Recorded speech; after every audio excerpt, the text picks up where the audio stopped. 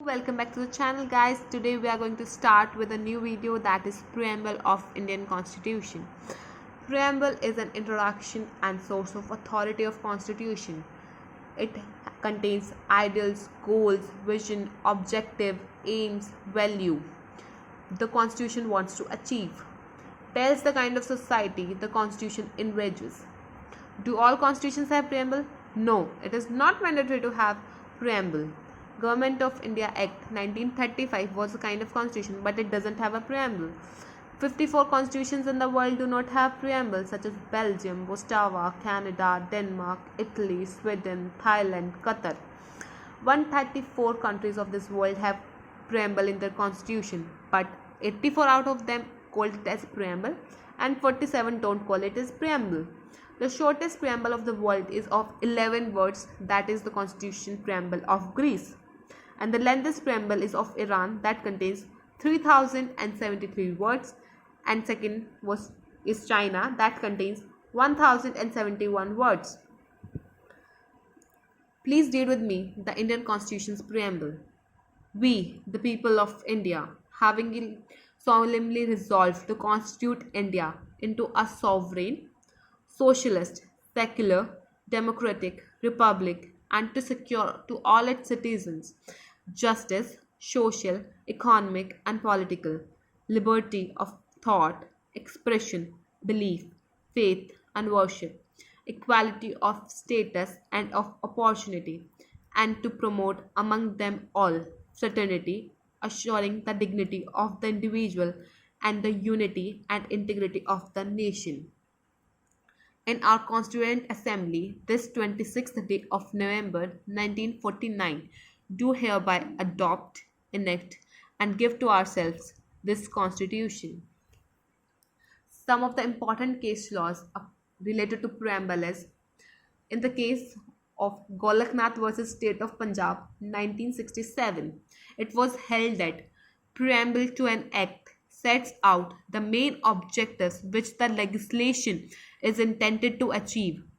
It contains, in a nutshell, the ideas and aspirations of the constitutional makers.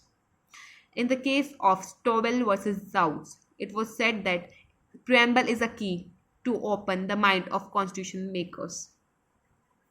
In the case Reberubari 1960, it was held that preamble is not part of constitution and thus can't be amended. In the case of Keshananda Bharti 1973, preamble is a part of constitution and can be amended. In state of UP versus Dinanath Shukla 1997, it was held that preamble is a basic structure and only way of the amendment in the preamble is addition to preamble. And there are only one amendment have been made in the Indian Constitution, that is 42nd Amendment, in which 3 words have been added, that is secularism, socialism, and integrity. In the case of S.R. Bommai versus Union of India, Supreme Court held that secularism is basic feature of the Constitution.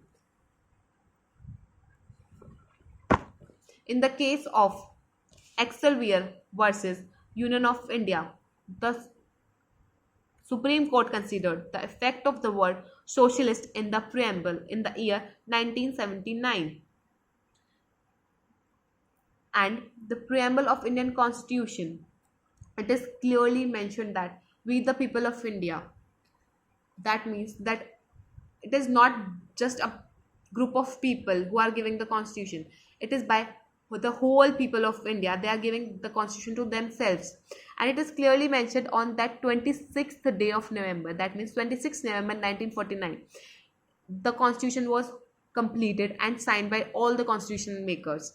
But the Constitution came into force on 26th January 1950. Because in 1930, the Independence Day was celebrated on this particular day. So the constitutional makers decided to hold for 2 months to make the Indian Constitution, to make into enforcement, to make this 26th January as an important day for the coming generations. But this 26th this November is also a very important date lit in the starting years before the Modi Sarkar, this was called as Law Day, but now it is known as a Constitutional Day, which is on 26th November, every year celebrated in India. According to the Preamble of India, it is clearly mentioned that description of nation. Firstly, the description of nation is given, which consists sovereign, socialist, secular, democratic, and republic. Three entitlements of the citizens is given. Three entitlements are given to the citizens of India, that is justice, liberty, and equality. Three purpose of these entitlements are fraternity, dignity of the individual, and unity of integrity. Thank you so much for watching the video, guys, and if you like this video, please hit the like button, and for more content like this, please subscribe the channel.